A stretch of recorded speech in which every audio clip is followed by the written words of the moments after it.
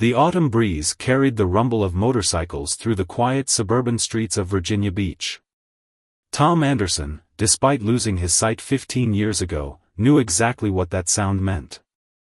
His highly trained ears, now sharper than ever, could distinguish between different types of engines, a skill he developed during his 30 years as a military weapons engineer. At 65, Tom's tall frame remained impressively straight, a testament to his military background. His white cane tapped rhythmically against the sidewalk as he made his familiar journey to the corner store, something he'd done countless times since moving to this neighborhood after retirement. The motorcycle sounds grew louder, and Tom could sense their aggressive pattern. They were circling, like sharks sensing prey. He continued walking, maintaining his pace, though his trained instincts told him something was off. The bikes weren't just passing by, they were closing in. "Hey, old-timer," a rough voice called out. The engines idled, and Tom counted at least 4 distinct sources. "Nice watch you got there." Tom's hand instinctively moved to the timepiece on his wrist, a gift from the Navy for his contributions to their special operations programs. He'd designed systems that helped SEAL teams complete their most challenging missions, though most of that work remained classified. "Gentlemen," Tom responded calmly, his voice carrying the weight of someone who'd faced far worse situations. "I'm just heading to the store. No need to make this complicated." Boots scraped against asphalt as someone dismounted. "Oh, it's already complicated, Pops. You're in our territory now." The voice was younger, probably in his 20s, trying too hard to sound threatening. Tom couldn't help but smile slightly. Territory? He'd spent decades designing weapons that could hit targets from miles away with pinpoint accuracy.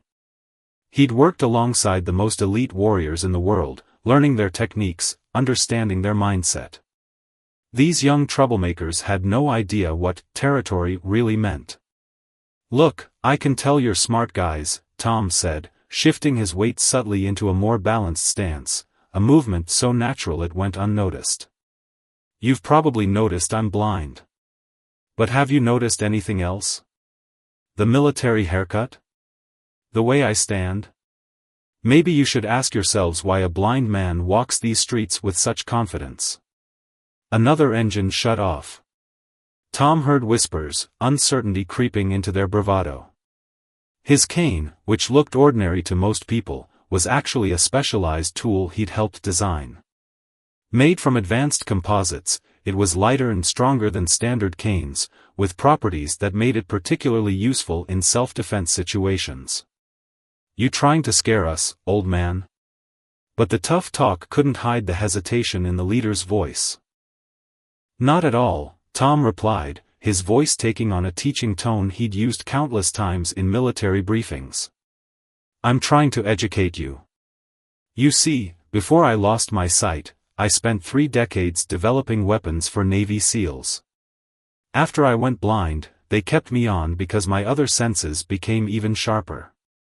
I can tell you right now that there are 4 of you, riding American-made bikes, probably Harleys, between 5 and 8 years old, judging by the engine sounds. One needs a timing adjustment." The silence that followed was profound. Tom could hear their breathing patterns change, their subtle movements betraying their growing unease. He continued, "I also know that the store owner, Mr. Chen, has already activated his silent alarm, and that Officer Rodriguez, who patrols this beat every Tuesday, is exactly 3 blocks away. I can hear his cruiser's distinctive engine." A nervous laugh broke the tension. How do you know all that?" "Because, young man, when you lose one sense, the others compensate. And when you've spent your life designing systems that help special forces operators succeed in the darkest conditions, you learn to use every advantage available." Tom heard the bikers shuffling back toward their motorcycles. The leader cleared his throat. "Look, man, we didn't know, we were just making a mistake," Tom finished for him. "One you're about to correct by leaving quietly. And perhaps next time you'll remember that appearances can be deceiving." The motorcycles roared to life, but this time the sound was different, respectful, almost apologetic. As they rode away, Tom resumed his walk to the store, his cane tapping steadily against the sidewalk. He smiled, knowing that somewhere, his old SEAL team buddies would have appreciated how he'd handled the situation. Inside the store, Mr. Chen called out, "Everything okay, Tom?" "I saw those troublemakers." "Just fine, David," Tom replied, making his way to the counter. "Just teaching some young men a valuable lesson about judging books by their covers." The incident would soon become a neighborhood legend, whispered about in local bars and coffee shops. The story of the blind weapons engineer who faced down a biker gang with nothing but words and wisdom. But for Tom, it was simply another day of using the skills he'd learned in his remarkable career, proving that true strength comes in many forms, and that sometimes the most powerful weapon is the mind itself. News of Tom's encounter with the bikers spread through the Virginia Beach community like wildfire. At the local veterans' coffee shop, where retired service members gathered each morning, the story took on new dimensions as those who knew Tom's real history began sharing pieces of his remarkable past. Mike Chen, the store owner's son and a former Navy corpsman, sat with Tom at their usual corner table. Steam rose from their coffee cups as early morning sunlight filtered through the windows. "Dad told me what happened yesterday," Mike said, his voice carrying a mix of concern and admiration. "Those guys had no idea who they were dealing with." Tom ran his finger along the rim of his coffee cup, a habit he'd developed to check the mug's position. "Your father shouldn't worry. Sometimes the best way to handle a situation is to let people see their own mistakes." "Just like that time in Norfolk," came a gravelly voice from nearby. Bob Wheeler, a retired SEAL commander, pulled up a chair. His weathered hands wrapped around his own coffee mug as he settled in. "Remember that equipment test that almost went sideways?" Tom's face broke into a knowing smile. "The prototype guidance system? That was 20 years ago, Bob." "Tell Mike about it," Bob urged. "He should know what kind of man really saved his father from those troublemakers." Tom took a thoughtful sip of his coffee. "It was back when I could still see. We were testing a new targeting system I'd designed. Something that would help our teams operate in zero visibility conditions. The brass had sent observers from Washington, all eager to see their investment in action." The coffee shop grew quieter as other veterans tuned into Tom's story. His voice, though soft, carried the weight of experience. The demonstration was supposed to be simple. Show how special operations teams could navigate and engage targets without relying on visual contact. But someone had made a mistake in the safety protocols. Mike leaned forward, completely engrossed. "What happened?" One of the observers, an eager young lieutenant, had wandered into the test area. "Nobody saw him go in. But my system, it detected something was wrong. The pattern recognition software I designed picked up anomalous movement.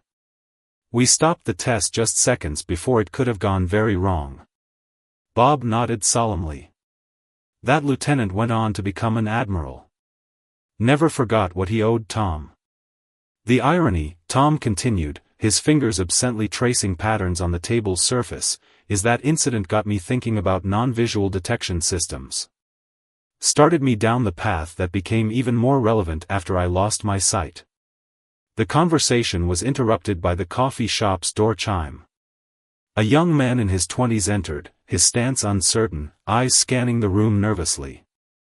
Tom's head turned slightly at the sound of the footsteps he recognized from yesterday. "Excuse me," the young man said, approaching their table. "I'm looking for the gentleman from yesterday. The one with the cane." The coffee shop fell silent.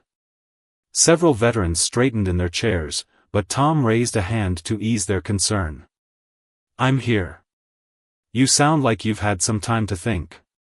The young man, the leader of the biker group from yesterday, shifted his weight uncomfortably. "Yes, sir. I came to apologize. And to ask you something, if you're willing. Tom gestured to an empty chair. Have a seat. Mike, could we get another coffee for our guest? The biker, who introduced himself as Johnny, sank into the chair. His leather jacket creaked as he leaned forward. Sir, what you said yesterday about designing systems for special forces, I've got a brother in the Marines. He's struggling with night operations training. I was wondering if I could share some insights. Tom finished for him. You know, the principles we developed for operating without visual references aren't just for special forces. They can help anyone understand their environment better. For the next hour, Tom explained concepts he'd spent decades refining. He talked about using environmental awareness, about understanding sound patterns, about how the human brain could build complete pictures without relying on vision. Johnny listened intently, occasionally taking notes on his phone. The other veterans in the coffee shop added their own experiences, turning the morning into an impromptu master class in military tactics and situational awareness.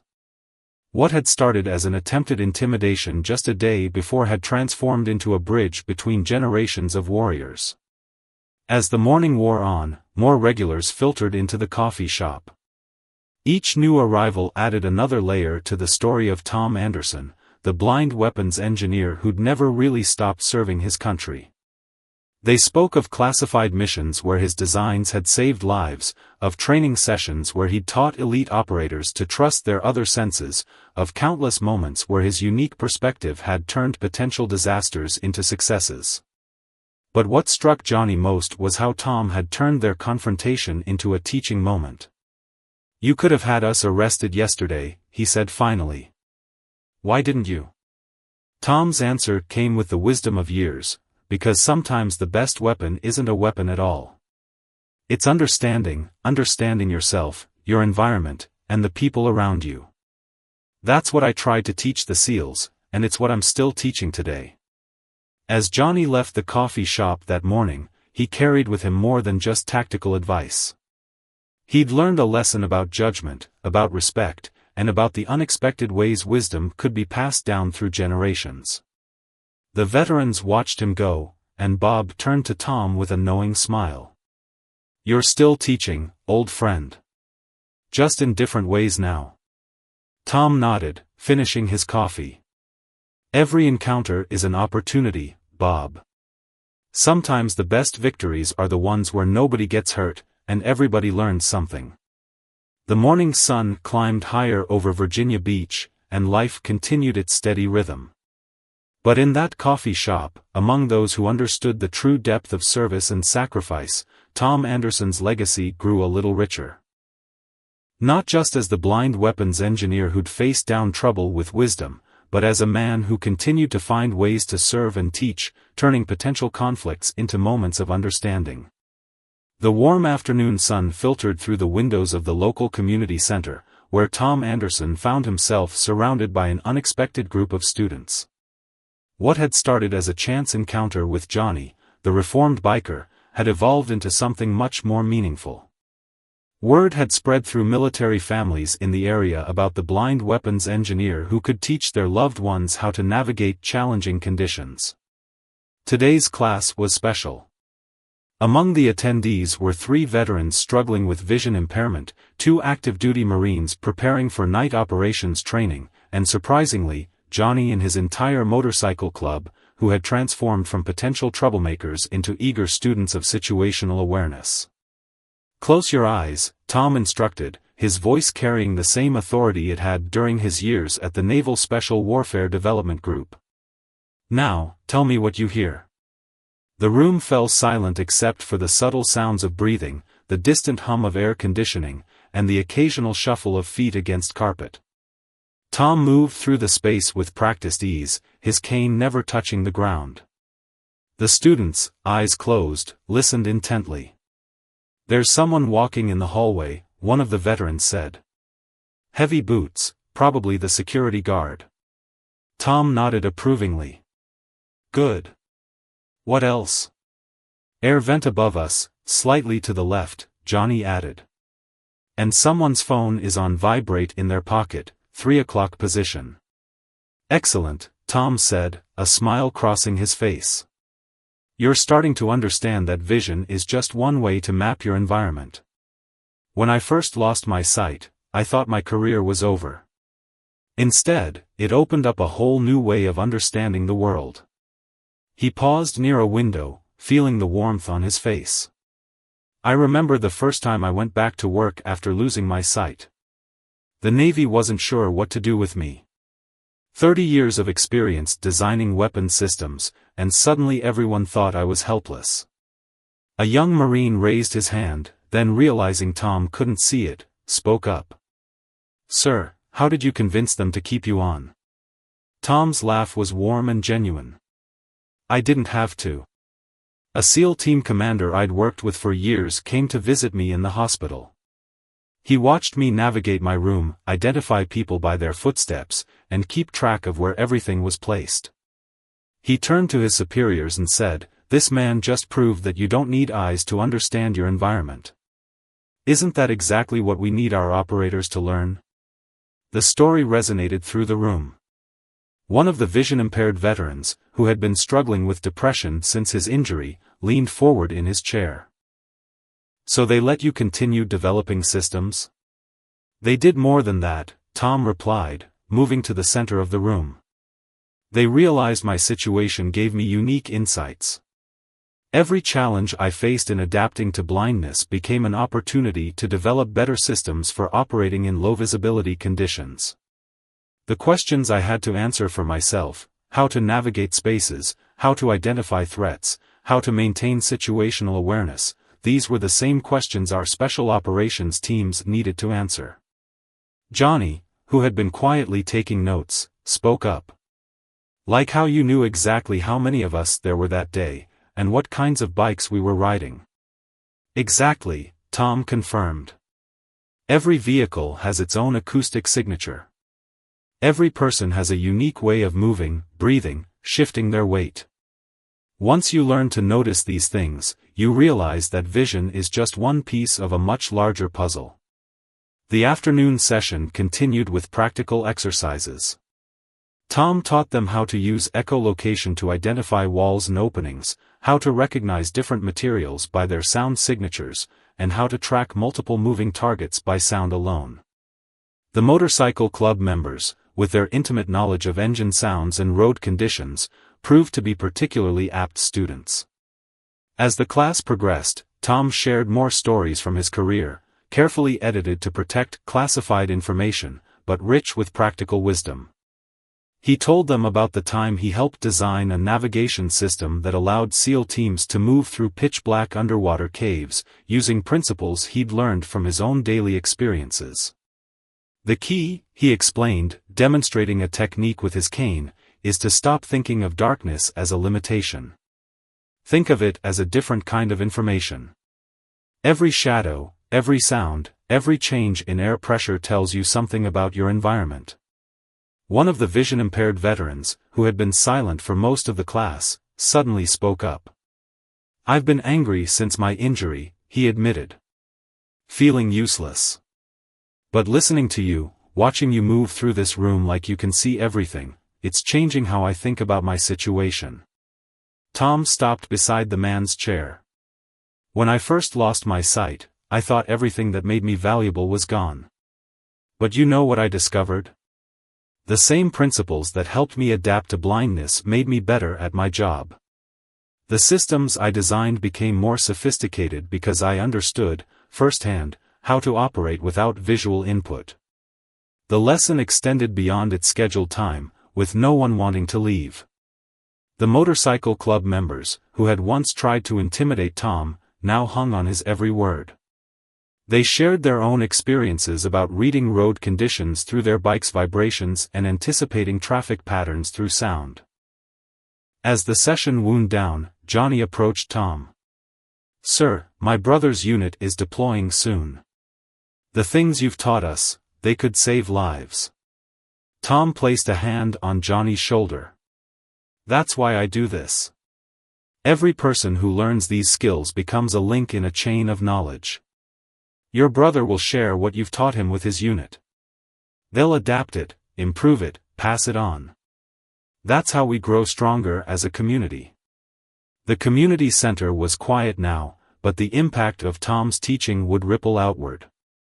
The veterans had found new hope, the Marines had gained valuable skills, and a group of bikers had discovered a depth of knowledge they never expected to find. As Tom gathered his belongings, he heard Johnny's motorcycle start up outside, the timing adjustment he'd suggested had been made, and the engine purred perfectly. He smiled, knowing that sometimes the greatest victories come not from confrontation, but from transformation. His story had evolved from a potential conflict into a testament to the power of understanding, adaptation, and the unexpected ways wisdom can bridge generations and communities. The evening sky darkened over Virginia Beach as Tom sat in his home office, his fingers moving across the raised surfaces of a classified technical drawing. A knock at his door interrupted his concentration. The distinct pattern told him it was Bob Wheeler, his old SEAL commander. "Come in, Bob," Tom called out before his friend could announce himself. "I'm guessing this isn't a social call." Bob's footsteps carried the weight of urgency. "You've still got it, old friend. And you're right, this isn't just a friendly visit. We just got word from Johnny's brother's unit. Your training saved their lives last night." Tom's hands stilled on the drawing. "Tell me." The sound of Bob settling into the leather armchair filled the room. They were running a night operation in a hostile zone. Complete communications blackout, zero visibility conditions. The kind of situation we used to train for. Tom nodded, remembering countless hours spent developing systems for exactly these scenarios. What happened? They were moving through an urban environment when their night vision equipment failed, complete electronic warfare blackout. But Johnny's brother remembered what you taught his sister about sound signatures and spatial awareness. He led his entire team to safety, even managed to complete their objective. A comfortable silence fell between the two old warriors. Tom's mind wandered back to those early days after losing his sight, when what seemed like a career-ending injury became the foundation for his most important work. "You know," Tom said, moving to his desk where he kept a small box of mementos, "I never told you about the real reason I pushed so hard to develop those non-visual navigation systems." Bob leaned forward, the chair creaking slightly. "I always wondered about that. You were almost obsessed with it, even before." "Before I lost my sight," Tom finished. "It was because of that mission in '89. The one we never talk about." The air in the room seemed to thicken with memory. Bob's breathing changed slightly. Even after all these years, that mission still affected him. "We lost 3 good men that night," Tom continued, his voice soft but steady. "Not because of enemy action, but because they couldn't navigate in zero visibility. I promised myself then that I would find a way to make sure that never happened again." He opened the box and removed a small piece of metal, shrapnel from that very mission. "When I lost my sight years later, I realized it wasn't a limitation, it was an opportunity.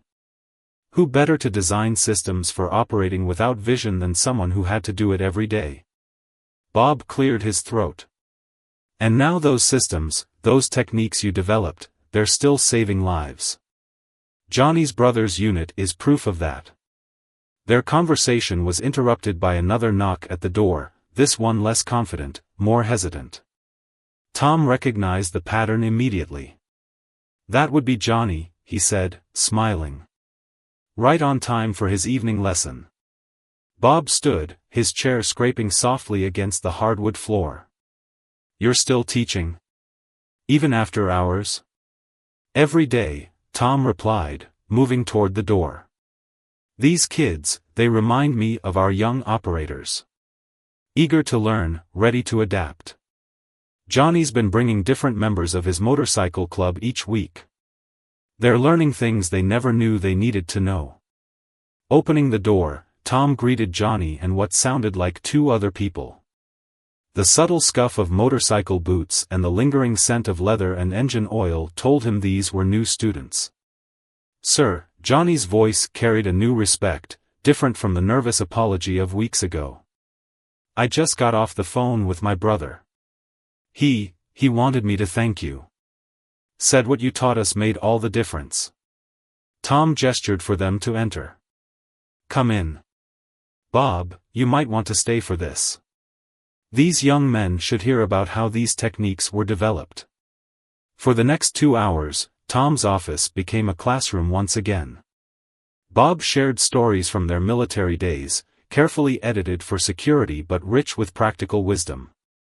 Tom demonstrated techniques he'd refined over decades, teaching the bikers how to read their environment through sound, vibration, and spatial awareness. Your motorcycles, Tom explained, they're not just transportation. They're sophisticated feedback systems. Every vibration, every change in engine note, every shift in weight tells you something about your environment. It's not so different from how special operations teams need to read their surroundings. As the lesson progressed, Tom could sense the growing appreciation in his students. These weren't the same young troublemakers who had tried to intimidate him weeks ago. They were becoming something else, students, protectors, carriers of valuable knowledge. The greatest weapon you have, Tom told them, isn't something you carry. It's your awareness, your ability to read and understand your environment. That's what keeps you alive on the streets, just as it keeps operators alive in the field. Before they left, Johnny shared more news from his brother. The unit was requesting formal training in Tom's techniques for all their teams. What had started as a chance encounter with a blind weapons engineer had evolved into something that could reshape how military units operated in adverse conditions. After the students left, Bob remained behind. You know, Tom, he said, his voice carrying years of shared experience, when you lost your sight, some people thought your contributions to the teams were over. But I'd say your greatest contribution is happening right now. Tom moved back to his desk, his fingers finding the technical drawing he'd been working on earlier. Life has a way of turning obstacles into opportunities, Bob. Everything I learned from losing my sight, it all became part of a larger mission. These young people, they're not just learning techniques. They're learning how to turn their own challenges into strengths. The night grew deeper, but Tom's work continued. In his mind, he could see the next evolution of his systems, improvements inspired by teaching Johnny and his friends. Their questions, their experiences on the road, all added new dimensions to his understanding. Every day, the legacy of the blind weapons engineer grew stronger, not through the weapons he had designed, but through the lives he continued to touch and the wisdom he passed on. What had begun as a confrontation on a street corner had blossomed into something far more significant, a bridge between generations, between military and civilian life, between different ways of understanding the world. A severe storm system approached Virginia Beach, bringing with it the worst weather the coast had seen in years. Tom Anderson sat in the community center, listening to the urgent weather alerts on the radio. His students, the mix of veterans, active duty personnel, and motorcycle club members, had gathered for what they thought would be a regular training session. Instead, they found themselves preparing for a real-world test of everything they'd learned. The hurricane's moving faster than predicted, announced Bob Wheeler, who had rushed in from the emergency management meeting. They're evacuating the low-lying areas, but there's a problem. The retirement community near the beach, some residents are refusing to leave, and emergency services are stretched thin. Tom stood, his posture shifting from instructor to commander. How many people are we talking about? At least 20 seniors, scattered through the complex. Many with mobility issues. Power's already flickering, and visibility's dropping by the minute. Johnny, who had been quietly monitoring the weather on his phone, spoke up. The storm surge is coming in fast. Roads will be flooded within the hour. Tom's mind raced through the scenarios, exactly the kind of situation his systems had been designed to handle. This is what we've been training for, he said, addressing the room. Zero visibility conditions, time pressure, multiple objectives. We have the skills. Now it's time to use them. The group quickly organized into teams. The motorcycle club members knew every back road and alternative route in the area. The veterans brought their tactical experience, while the active duty Marines added their current training. Tom's teachings had given them all a common language, a shared understanding of how to operate when traditional methods failed. Remember, Tom instructed as they prepared to move out, everything we've practiced about sound signatures and spatial awareness becomes crucial now. The wind and rain will create a lot of noise, but use it to your advantage. Let it tell you about your environment. Johnny organized his motorcycle club into scout teams, their bikes modified with special horns that could cut through the storm's roar, a communication system inspired by Tom's lessons about acoustic signatures. The veterans paired up with the Marines, forming search teams that could handle both the technical challenges and potential medical issues. Tom established a command center at the community center, his enhanced hearing allowing him to coordinate the teams through the chaos. He could tell from the sound patterns exactly how the storm was progressing, where the wind was strongest, which areas would flood first. The operation began as the outer bands of the hurricane reached the coast. Teams moved through the deteriorating conditions, using the techniques Tom had taught them. They navigated flooded streets by sound, identifying safe routes by the way water moved around obstacles.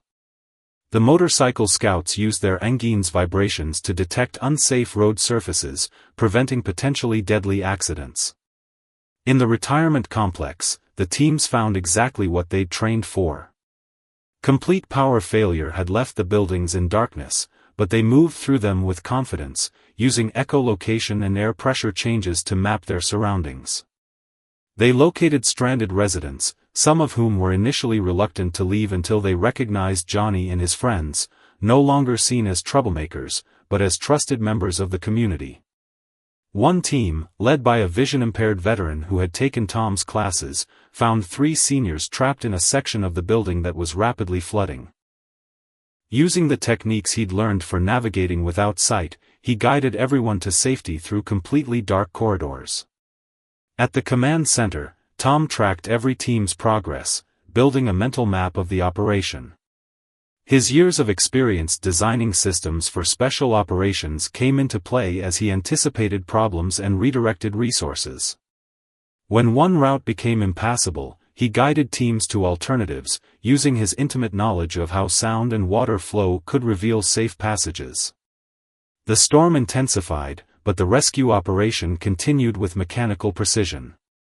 Johnny's brother, who had unexpectedly returned from deployment, joined the effort, bringing his recent combat experience with Tom's techniques to bear in the crisis. As the last residents were brought to safety, the true impact of Tom's teachings became clear. Not a single team member was lost or seriously injured, despite conditions that would have typically grounded all rescue operations. The techniques developed for military special operations had been successfully adapted for civilian crisis response. In the aftermath, as the storm began to subside, the teams regrouped at the community center. They were exhausted but proud, knowing they had accomplished something extraordinary. Tom stood before them, his presence commanding despite his disability. "Today," he said, his voice carrying the weight of experience, "you proved something I've always believed. The techniques we developed for the battlefield have value far beyond military operations. You took what you learned in this room and used it to save lives in our own community." The success of the operation marked a turning point. Emergency management officials, who had observed the rescue, requested formal training programs. The motorcycle club, once seen as a nuisance, was now recognized as a valuable community asset. The veterans found new purpose in teaching others what they had learned. For Tom, it was the validation of his life's work. What had begun as military technology, refined through his personal journey with blindness, had evolved into something that could benefit society at large. The incident became a powerful reminder that sometimes the greatest innovations come from adapting to what others might see as limitations. As the community began its recovery, Tom's students understood that they had been part of something larger than themselves. They had proved that when knowledge is shared and barriers between different groups are broken down, extraordinary things become possible. The blind weapons engineer's legacy would now extend far beyond the battlefield, touching lives in ways no one could have predicted when he first faced down a group of troubled bikers on a quiet suburban street. 3 weeks after the hurricane, Tom Anderson stood at the podium in the Virginia Beach City Hall. Though he couldn't see the crowd gathered before him, he could sense their presence. Hundreds of people, including his students, rescued seniors, military officials, and community leaders. The room hummed with anticipation as the mayor prepared to make an announcement that would change everything. What began as a confrontation on our streets, the mayor began, has transformed into something extraordinary. Today, we're not just honoring Tom Anderson's service to our country as a weapons engineer for the Navy SEALs. We're celebrating how his teachings have revolutionized our community's approach to crisis response. Tom listened as the mayor described the formation of a new civilian emergency response program, based entirely on his techniques. The program would bring together unlikely partners, motorcycle clubs, veterans, active duty military personnel, and civilian first responders, all trained in Tom's methods of operating in challenging conditions. Johnny, now standing proud in his new role as a certified instructor, spoke next. Mr. Anderson taught us that our perceived limitations can become our greatest strengths. What started as a few bikers learning from a blind weapons engineer has grown into something none of us could have imagined. The evidence was clear in the statistics. The hurricane rescue operation had succeeded where traditional methods might have failed. 23 seniors saved, 0 casualties, all accomplished in conditions that would normally have grounded rescue operations. Military officials had taken notice, with 3 bases now implementing Tom's training methods for their standard operations. But it was the personal stories that truly captured the transformation. One of the rescued seniors, an elderly woman named Rose, approached the microphone. Her voice trembled with emotion as she described how Johnny and his team had found her in complete darkness, guiding her to safety with a confidence that seemed almost supernatural. "I used to be scared when I heard motorcycles in our neighborhood," she admitted. "Now, when I hear them, I feel safer. These young men have become our guardians, all because one man saw potential where others saw trouble." The ceremony continued with an unexpected announcement. The Navy's Special Warfare Development Group had created a new training module based on Tom's techniques, naming it the Anderson Protocol for non-visual operations. His work, born from personal challenge, would now be part of standard training for special operations forces worldwide. Bob Wheeler took the podium next, his voice carrying the authority of his years as a SEAL commander. Tom's greatest achievement isn't the weapon systems he designed, or even the lives saved during the hurricane. It's how he showed us that the techniques we developed for combat have profound applications in civilian life. He built a bridge between military and civilian communities that will save lives for years to come. The impact extended beyond Virginia Beach. Other cities had sent representatives to learn about the program. Tom's students, once an unlikely collection of misfits and veterans, were now being called upon to teach their skills to others. The motorcycle club had transformed from a source of community concern into a vital part of the emergency response network. As Tom rose to speak, he felt the weight of the moment. "When I lost my sight," he began, "many thought my useful days were over. But what seemed like an ending became a beginning. Every challenge we face contains the seeds of opportunity, if we're willing to look for them, or in my case, listen for them." The laughter that rippled through the crowd carried genuine warmth. Tom continued, "This program isn't about one blind engineer or one group of bikers or one successful rescue operation. It's about what happens when we stop seeing differences as barriers and start seeing them as advantages." He gestured toward where he knew Johnny and his team stood. "These young men came looking for trouble and found purpose instead.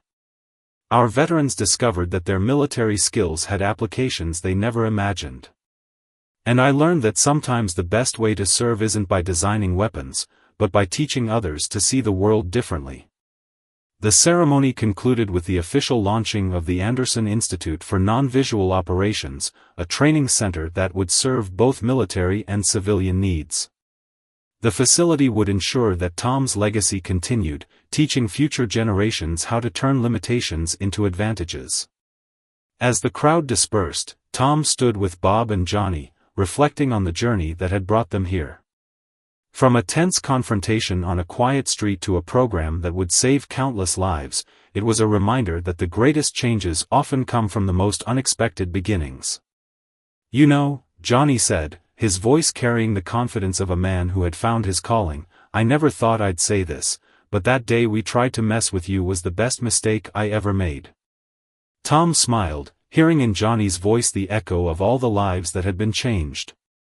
"Sometimes," he replied, "the best victories are the ones where everyone wins." The morning sun warmed the gleaming walls of the Anderson Institute for Non-Visual Operations as Tom stood before the entrance, his hand resting on the newly installed bronze plaque. The sound of approaching motorcycles mixed with military vehicles announced the arrival of the Institute's first official class, a diverse group that represented everything the program had come to stand for. "Ready for this, Mr. Anderson?" Johnny asked, his boots crunching on the gravel as he approached. He'd traded his leather jacket for an instructor's uniform, though he still wore his motorcycle club patches with pride. "More than ready," Tom replied, turning toward the growing sounds of arrival. "How many showed up for this first class?" "All of them," Johnny said with a note of amazement in his voice. "Every single person we invited. Military specialists from 3 countries, emergency responders from 12 cities, and even that group of civilian pilots we talked about." The Institute's main training hall had been designed according to Tom's specifications, a space that could be reconfigured to simulate different environments and challenges. Today, it would host a demonstration that would show exactly why the Anderson Protocol had captured international attention. Bob Wheeler, who had come out of retirement to serve as the Institute's military liaison, joined them at the entrance. "You won't believe who just arrived, Tom. Remember that lieutenant you saved during the guidance system test 20 years ago? He's here, an admiral now, brought his whole special operations training staff." Inside, the facility hummed with activity. The morning's demonstration had been carefully planned to showcase how Tom's methods could be applied across different scenarios. Johnny's motorcycle club members, now certified instructors, would demonstrate urban navigation techniques. Veterans would show military applications. Emergency responders would present crisis management protocols. As the participants gathered, Tom took his place at the center of the training floor. The room fell silent, everyone waiting to hear from the man whose journey from weapons engineer to innovative instructor had brought them together. "Welcome to the first official class of the Anderson Institute," Tom began, his voice carrying the same authority it had held in classified briefing rooms decades ago. "Every person in this room has a unique perspective on operating in challenging conditions. Today, we're going to show you how those perspectives can work together." The demonstration began with a simulated urban emergency scenario. The room's lighting systems plunged the space into complete darkness, and specialized sound systems created the acoustic signature of a crisis situation: rushing water, structural stress, emergency vehicles. Johnny led the first team, demonstrating how motorcycle riders could use engine vibrations and sound patterns to identify safe routes through dangerous conditions. His movements were confident, precise, a far cry from the uncertain young man who had once tried to intimidate a blind pedestrian. Next, a group of veterans showed how military tactical approaches could be adapted for civilian rescue operations. They moved through the darkness with practiced ease, using Tom's techniques to map their environment through sound and air pressure changes. The admiral who had once been a young lieutenant stood watching, his face showing growing appreciation. "Anderson," he called out during a brief break, "what you've created here goes beyond anything we imagined back in our special operations days. This isn't just about military applications anymore." Tom nodded, understanding the significance. That's because we stopped seeing limitations as obstacles and started seeing them as opportunities to innovate. Every person in this room has something to teach the others. The day's highlight came when Tom himself demonstrated the latest evolution of his techniques. He navigated through a complex obstacle course, identifying and avoiding hazards that even sighted participants struggled with in the darkness. His movements were so natural, so precise, that many observers forgot he was blind. The world is full of information, Tom explained as he completed the course. We just have to learn to access it in different ways. What I've learned from being blind isn't about overcoming a disability, it's about understanding that there are many ways to perceive and interact with our environment. As the day progressed, barriers between different groups broke down. Military personnel learned from civilian emergency responders. Motorcycle riders shared insights with special operations trainers. The institute was becoming exactly what Tom had envisioned, a place where different perspectives combined to create something greater than the sum of its parts. Near the end of the day, Johnny gathered everyone for a final demonstration. The lights went out, and through the darkness came the coordinated sound of motorcycle engines, a communication system based on acoustic signatures that could cut through any chaos. This, Tom announced to the impressed observers, is what happens when we stop underestimating people based on appearances. Those bikers you hear? They're now some of our most effective instructors in urban navigation and emergency response. The day concluded with plans already being made for expanded programs. The Admiral announced that the Anderson Protocol would become standard training for all special operations units. City emergency management teams requested dedicated training programs. International observers began discussions about establishing similar institutes in their countries. As the participants filed out, Tom stood with Johnny and Bob, listening to the mix of voices, footsteps, and vehicle sounds. "You know what I hear?" he asked his friends. "What's that?" Johnny replied. "The sound of boundaries disappearing," Tom said with a smile. "And the beginning of something much bigger than we ever imagined." 1 year after the Anderson Institute's opening, Tom sat in his favorite spot at the local veterans' coffee shop. The morning bustle around him carried a different energy now, the sound of motorcycle boots mixed with military personnel, emergency responders chatting with veteran instructors, all part of the new normal in Virginia Beach. "Your usual coffee, Tom?" asked Mike Chen, sliding a warm mug across the table. The store owner's son had become one of the institute's civilian instructors, teaching others how to navigate through smoke-filled buildings using techniques he'd learned from Tom. "Thanks, Mike," Tom replied, picking up the familiar sounds of Johnny's motorcycle pulling up outside. The young man who had once tried to intimidate him now arrived every morning to share breakfast and discuss the day's training schedule. "Big day today," Johnny said as he settled into his usual chair. His voice carried the confidence of someone who had found his true calling. "The first international class graduates. Did you hear how many lives they've already saved using your methods?" Tom nodded, warming his hands around the coffee mug. "Bob sent me the reports. 78 successful rescue operations in the past year alone. But numbers don't tell the whole story." The bell above the door chimed as more people entered, Bob Wheeler, accompanied by the sounds of unfamiliar footsteps. "Tom," Bob called out, "some people here wanted to thank you personally before they head home." A woman spoke first, her accent marking her as one of the Australian emergency response trainers. "Mr. Anderson, we used your techniques during the bushfires last month. Saved an entire community when the smoke was so thick we couldn't see our hands in front of our faces." Others shared their stories, a Canadian search and rescue team that had found lost hikers in a whiteout, Japanese disaster response units that had navigated through tsunami-damaged buildings, European emergency services that had adapted the motorcycle communication system for their own first responders. As Tom listened, he reflected on the journey that had brought them here. What had started as a confrontation on a quiet street had sparked a revolution in how people approached challenges. The institute wasn't just teaching people to operate without vision, it was teaching them to see the world in entirely new ways. Johnny's brother, now a senior military instructor, joined the conversation. "You know what amazes me?" he said.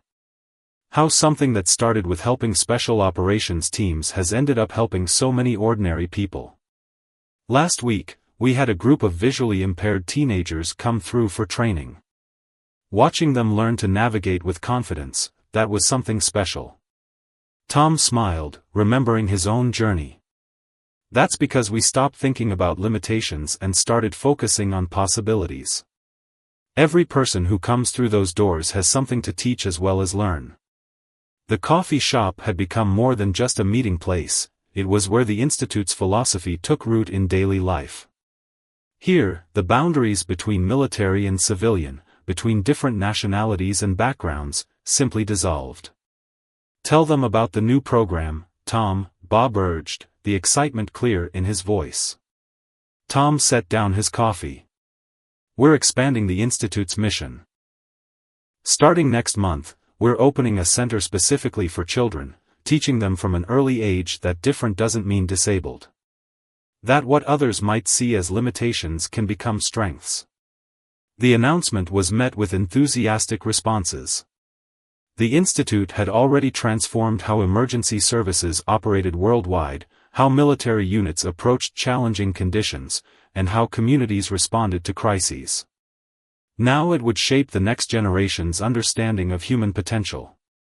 As the morning wore on, Tom heard more stories of lives changed, not just through dramatic rescues, but through daily transformations. Veterans who had found new purpose as instructors. Young people who had turned away from trouble to become community leaders. Emergency responders who had gained confidence in handling impossible situations. Johnny, who had been quietly listening, finally spoke up. "You know what I realized, Mr. Anderson? That day when we tried to threaten you, you weren't just teaching us a lesson about respect. You were showing us what real strength looks like." Tom reached out and placed a hand on Johnny's shoulder. "Real strength isn't about power or intimidation. It's about understanding ourselves, our environment, and each other. Sometimes we have to lose something to gain that understanding." As the international graduates prepared to leave, carrying Tom's teachings back to their own countries, the coffee shop filled with the sound of goodbyes in many languages. But underlying all of them was a shared understanding, that what had begun in Virginia Beach had become something universal. "The Institute will keep growing," Bob observed, "but this right here, this coffee shop where it all started, this will always be its heart." Tom listened to the mixing of voices, footsteps, and motorcycle engines, a symphony of the community he'd helped build. "You know what I've learned," he said finally. "That sometimes the greatest victories come not from winning fights, but from turning potential enemies into friends. And that true vision isn't about what you can see with your eyes, it's about what you can imagine in your heart." The morning sun streamed through the windows, warming the gathering of people who had become more than students and instructors, they had become family. The blind weapons engineer's legacy would continue to grow, touching lives far beyond the quiet street where a confrontation had turned into transformation, proving that sometimes the best way to see the future is to look beyond what eyes can show us.